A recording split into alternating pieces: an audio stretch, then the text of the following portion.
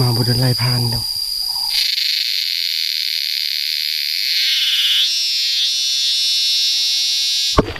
ได้วัดคำ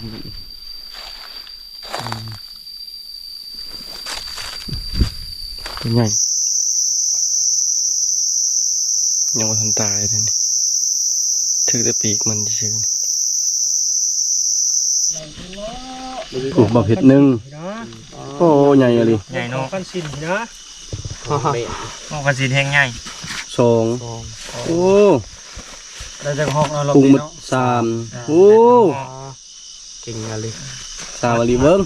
เบาสินคนรอวันนี้แต่ก็ให้น้อยแน่นให้นอนน้ำทางบนกอไม่ไหลอ่ะ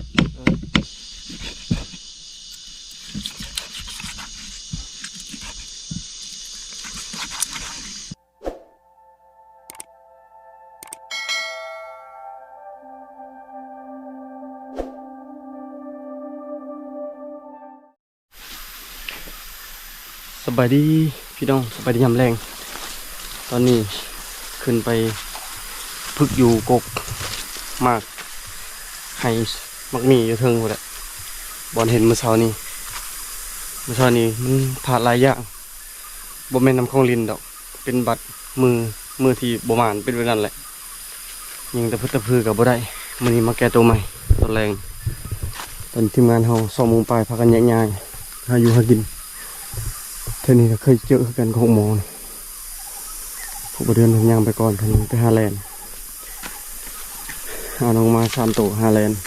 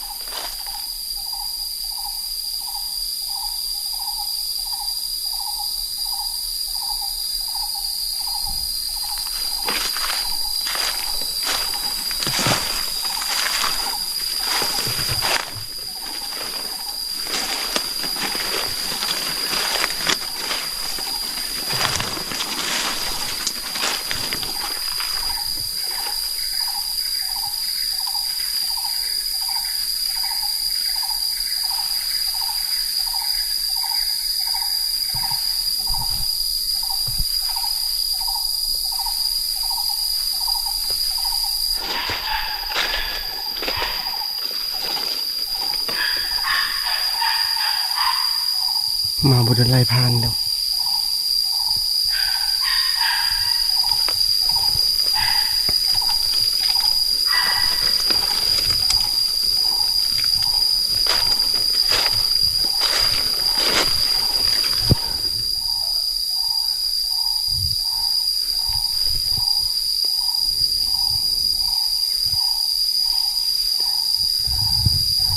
บนนี้เท่านี้ได้ยิงก็6 โมงชน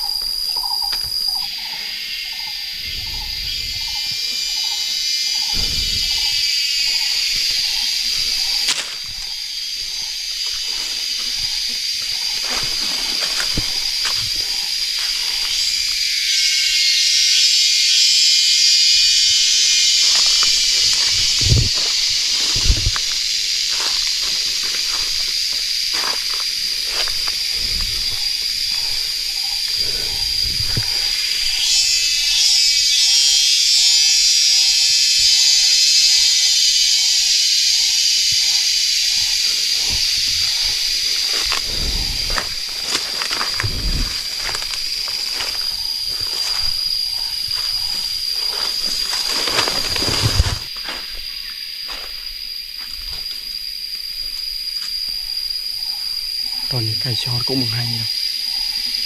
มาฮอดพอดี2:50บอกว่าเขาเข้าทันเขาก็ได้เข้าได้เรื่อง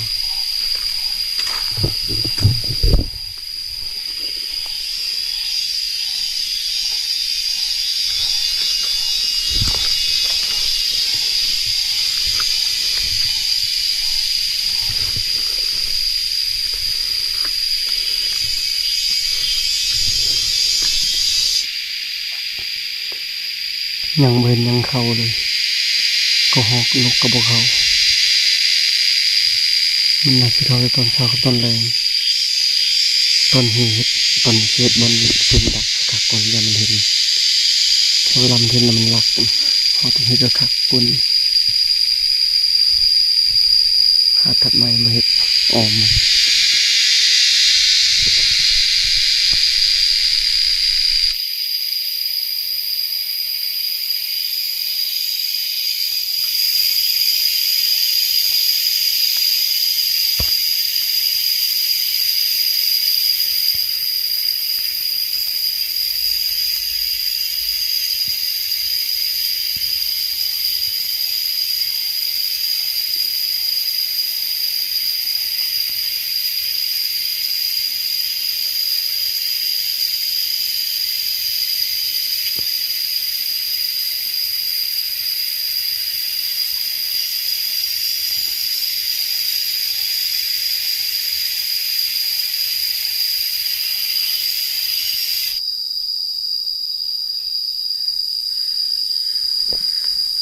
เข้ามาตัวนึงเมื่อกี้นี้เข้ามาตัวหนึ่งยิงมือถือแล่นออกไปเข้ามาอีกตัวเป่ากำลังที่เข้า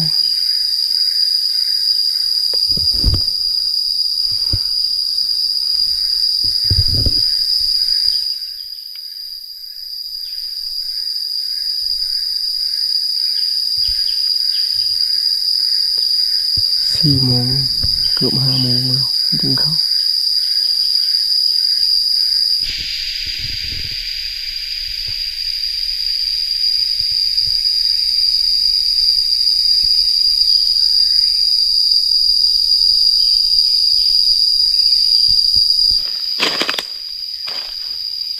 ยิงพาตัวหนึ่ง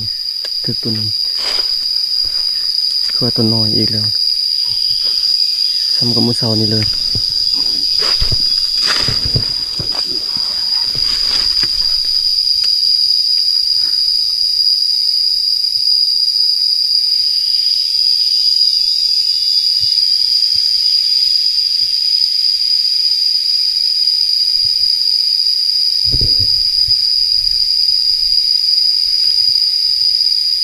คือมีแนวกินวะ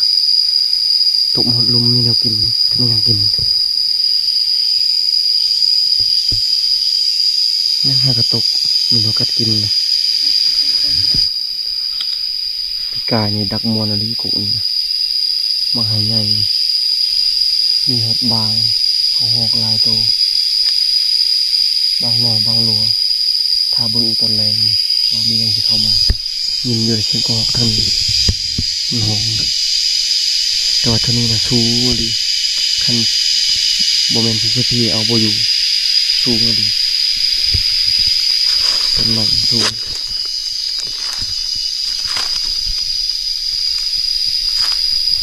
โอ้โหเห็นมันดักคักๆเลยจนโบเห็นยังเลยระยะความสูงนี่บ่ต่ำ40 เมตรคันทางปลายน่าจะประมาณ40 ปลาย50ปุ่นแหละบางไฮมันเริ่มสุกประมาณอีกอาทิตย์หนึ่งเนี่ยพอดีคักเลย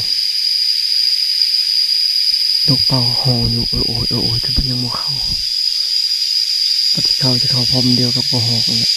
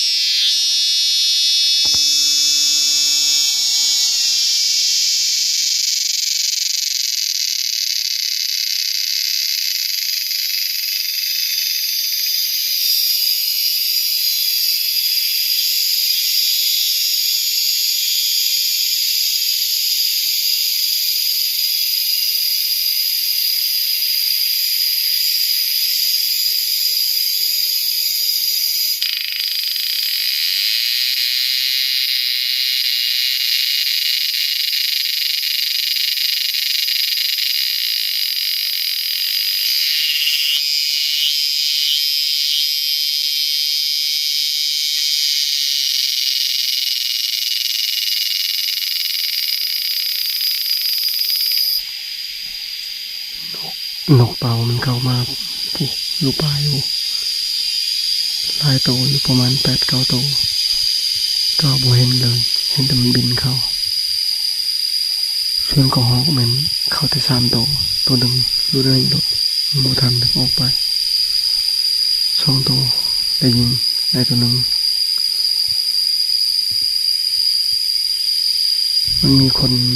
จากทีมงานใดยิงเป็นแก็บตรงนี้นะ3 บาท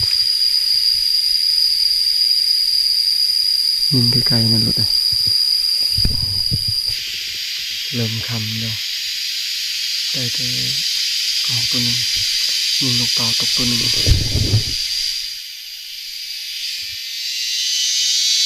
ยู่มาเลยมองกันดูเห็นไหม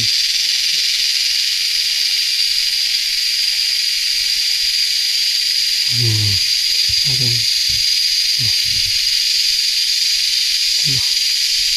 น่าจะมันอยู่ตกเรียบร้อยสูงเลยดิมันเข้ามาประมาณ30 โตเลยเนี่ยได้วัดคำ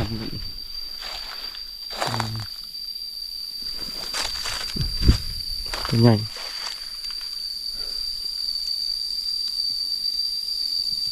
เข้ามาจนคำหอกลายอยู่จากไผ่มายิงเท่านี้หาเก็บนกเป่าแล้วก็อยู่บางหน่อยหนึงนกเป่าโบตกใส่ต้นคนมัน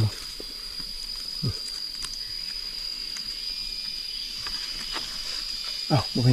มีเนี่ยเอาไปกินแล้วจักมันตกว่างหนึ่งเลยเบิ่งเลือด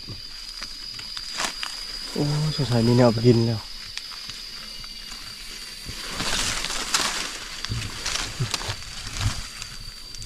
เลือดมีเนี่ยเอาไปกินเรียบร้อยแล้ว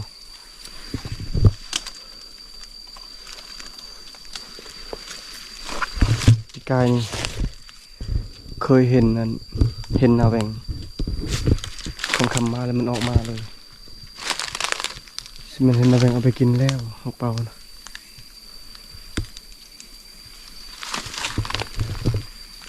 ตกบนเรือสิบตายตกบังชู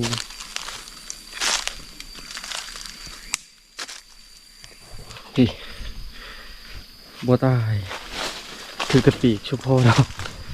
จะมีแนวไปกินพอแล้วก็คือไวแท้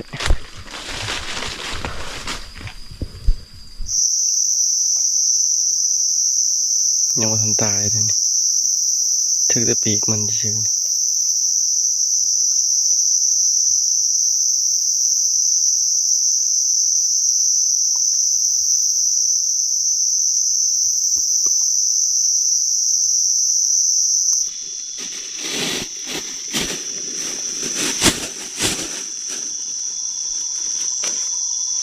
เก็บเอาตัวหนึ่ง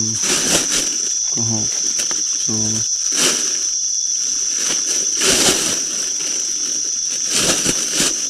แต้ม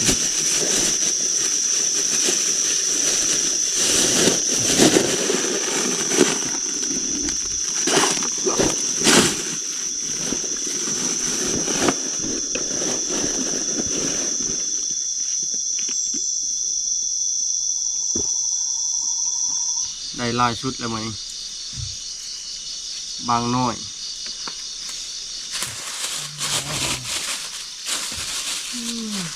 ก็หอกน้อยก็หอกใหญ่นกเป้าไอซีแต้มมื่อนี้เข้าโบราณยักษ์ผู้ใดยิงปืนแถวไก่ฮันเห็นไผมาพังตัวนี้มื้อนี้บ่เห็นว่าคิดอื่นบ่เห็นมาบ่ไผว่ายิงปืน ไอเดือนไม่ละเดือนนั่นเนี่ยฮาแลนด์ บ่เดินได้ยังไงบ่เดิน อะไรยัง หึ อะไรยัง คือเรายิง3 บาทน่ะ เขายิง4แต่บ่ได้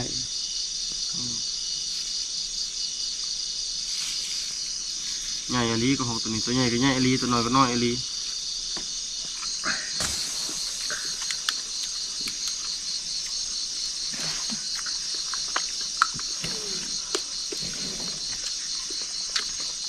นี่ไปนะเลยด่ะ ขนาดพันเพชรอัพ2 ชั่วโมงยังบ่ได้ ไปนอนพุ่นแล้วบะ พันสิ้นมันไปนอนพันเพชรกับพันไม้บ่แน่ใจคือกัน เป็นจังใดมานบ่ จมปวม จอมป้วม บ่มอง ไปทางใดคือบ่มานก็หอกกระลายอยู่ บ่ได้ไปทางไหนไปเทวฟูนี่แหละแต่บ่เห็น บ่เห็นก็หอก เห็นแต่บ่ได้ยิงมัน คือบ่ยิง หา เอา สัตว์ใหญ่รถ เห็นบ่หอยชันไง เห็นหมูอันน่ะหมูดุดอยู่ นำหาบ่ทันมัน เห็นมันดุด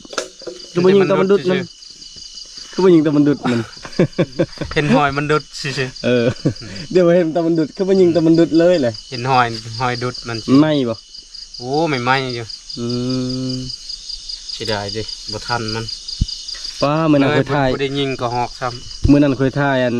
ผู้สาวเจ้าอาบน้ำมื้อนั้นติดแดงลบออกเลยคลิปข่อยน่ะเขาไปลงใหม่อีกบัดนี้มื้อเขากินก้อยแลนนั่นป้าอันตรายแฮงเลย ว่าเลยนะว่าอย่าเด้อ เขาอาบน้ำน่ะบ่ได้ติดแดงอาบน้ำก็บ่แม่นเซนป้าเปื่อยเบิดเขาก็ยังนุ่งสิ้น เนาะ อืมติดแดงกูยิงปลาบ่น่ะ คนงามนะถ่ายบ่ได้ซ้ำสบายดี เป็นไดเป็นไข้เศร้าเลยทั้งอกหักทั้งเป็นไข้และโทรศัพท์เพใต้ต้นน้องสายคอยโอ้ยมีแต่แนวเป็นเนาะเดี๋ยวนี้เนาะเอาสู้ๆคันว่าผ่านจุดนี้ได้แมนบ่ตายเลยเจ้านี่เป็นยิงกระหอกก็บ่ได้และไอใช้กระหอกอีกกระหอกได้สิอยู่ได้บ่ เลือดยิงบ่ตายยิงท้องมัน ยิงทองมันเอาคือบ่ยิงทองกระหอกซะ ยิงท้องก็ฮอก บ่ยิงแล้วท้องมันมันจะเจาะชานรูนรวม บ่เดือนเด้ได้ยัง ลมพ่วม พังบางรัว นี่ผลงานข่อยเบิด4โตนี่ ว่าอยู่ฮาเลน แล้วให้เก็บบ่ได้ยังวะฮาแลนด์บ่เมื่อยบ่จัน บ่แล้วคอยไปเลย ฮาแลนด์ ถูกบ่เผ็ดหนึงโอ้ใหญ่อะลิ ใหญ่เนาะ กันสินนะ โอ้กันสิแห้งใหญ่ สองโอ้ เราจะหอกเอาลง ปรุง นี่ หมด เนาะ 3โอ้ เก่งอะลิ 3อะลิเบิ่งเบาสินคนรอบัดนี้ ในพันใหญ่ บ่แม่นบ้านเบาสินบ้านป่าเด้ บ่ได้ยังจมปวม เราจะอยากเข้า จมปวมไอ้เพิ่มอีกจมปวม จุ่มพวมมาจากบ้านนอก มาคือเก่า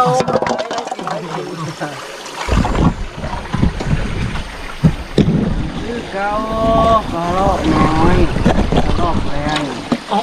กระรอกท้องแรง ไหลรอดบ่รอดฟ้าทำคือรอดแล้วรอดบ่ยกฮะ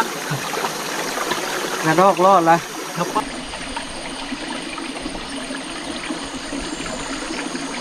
ตัวน้อยเกินกว่าโหดตัวนี้ กระรอกขึ้นไหม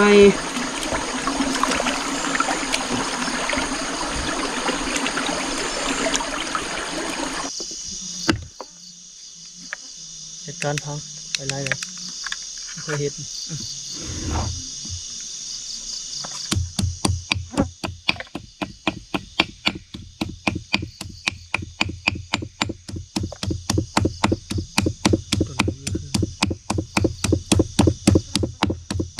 ฟักหมูรถบ่แล้วมาฟักได้บ่มันมีเฮาสั่นมันนะ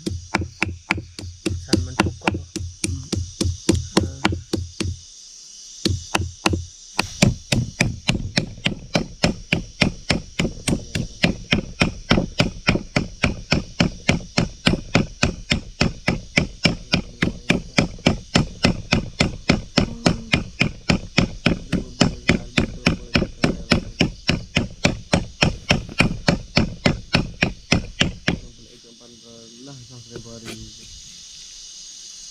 ดูมาตัวหัวมูดสอง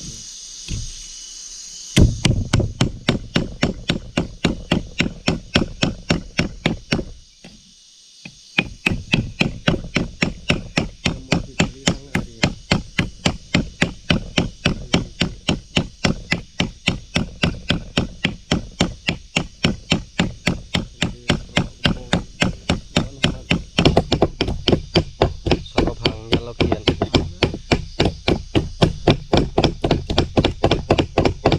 รับเหนียวไม่รับแล้วเก็บใช่ไหมเพื่อนครับวิตามิน รับแล้วจังได้หลับเนาะ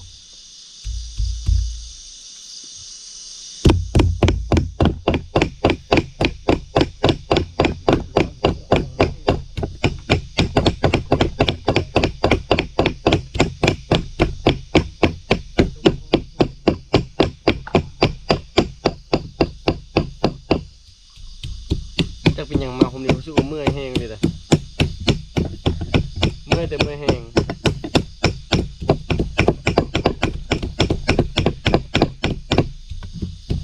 ยังไปก็ได้มืออื่น ไปก็ให้น้อย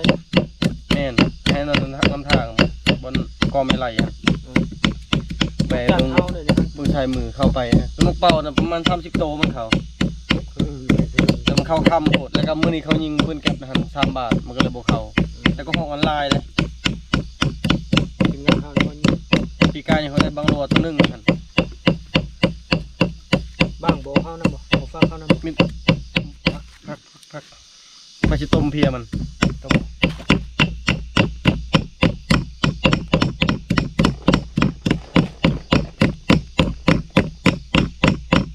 ง่ายที่ไป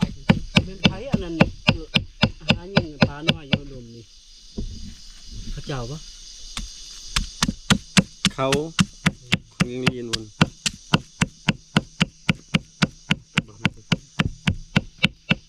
ตะเลียงคือก็ได้ตะเลียง เรื่อนไปต้มเรื่อนมัน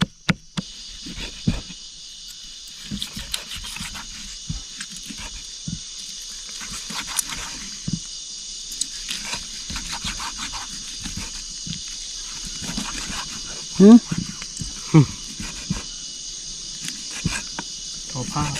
เครื่องพิ้นจะขึ้นได้ บนหื้อเลยครับ จะมาติงลีนเพื่อนแกงรีน ก็จะตังมาหาปลาเลยปะ เงี้ยพวกเจ้าหาปลาคายในพันขี้เก็บง่ายขี้มือในพันขี้เก็บเลยนี่ เป็นเชฟอีกแล้ววันนี้นะ เผ็ดดูเนาะ เอาไปเผ็ดโลด แดงซ้ำมันนี่ เบิ้ง แปลงนี่ก็ได้อังกฤษนี่เลยอ่ะ เบิ้งลักษณะการโชว์ลายโชว์แกเสือนี่ก็แซ่บแล้ว เอาอันนั้นน่ะอีก ก็ได้ แกงนัวฮะ มันนัวได้เป็นเงินเลย นัวปะ มันใหญ่ดิ มันยังก็คืออายิโมโนโตะนะ บ่เกลือสักนี้บ่รีบ่ แล้วตัวคนเห็ดแล้วเนาะ เข้มก็กินกับเขา อันนี้ตัวสำคัญชุดแล้วนี่นะ บรี คมดูเนาะ แมน โอ้ปีแป้งเนาะ บรีปลอม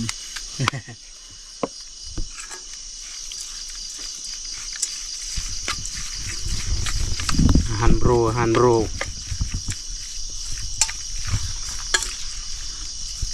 รับเหนียวบ่เป็นรับแล้ว เผ็ด เรียบร้อยแล้วได้รับเหนียวนี่เป็นอะไรสูตรเจ้าถิ่นสูตรบ้านเฮา แซ่บโอเค เสพเป็นคนละแบบเนาะ แมน ลาบเหนียว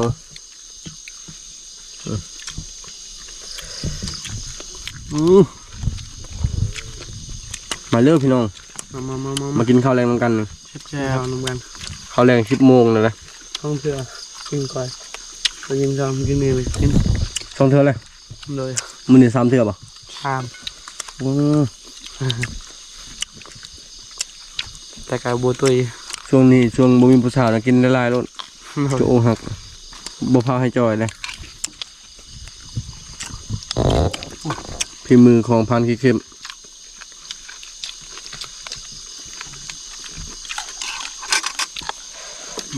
มาเด้อผู้ใดอ ข ยาก มอำล กินกระดอกน่ะ ำอืม ลาบเหนียวแล้วมาทางบ้านพันเดือนพันเฮียงเบาพาง อืม ได้กินแน่นอนเมนูนี้ อย่าลืมนี่บัดกลับได้อันยังได้ลูกสาวลูกชาย ผู้หญิงน่ะ ก็สิมื้อนำ อยากได้ลูกผู้หญิงน่ะเหมาะพันเดือน แล้วเอามานอนน้ำกันบ่ เจ้าอยากได้ลูกผู้ห เฮ็ด ญิง ให้เบิ่งอีกบ่ บริยาก ไปพุ่นนอนคนละห้องกับไอ้ใหม่บ่ได้ มี3 ห้องจะให้นอนคนละห้องอีกไปนำกันกันนอนนำกันพลิกกันเนี่ยแหละเรื่องขี้ข้านละ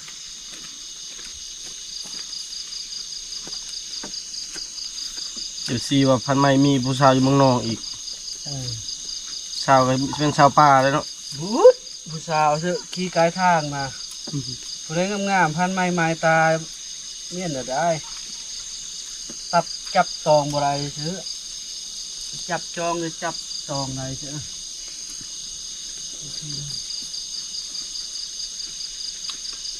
นี่นะ โยเทือน หลังกินข้าวหลังอาบน้ำเรียบร้อยกาสินอนพักผ่อนได้บัดนี้มื้อนี้พอมานอยู่มีแต่มื้อเช้านี่บ่ได้ปานใด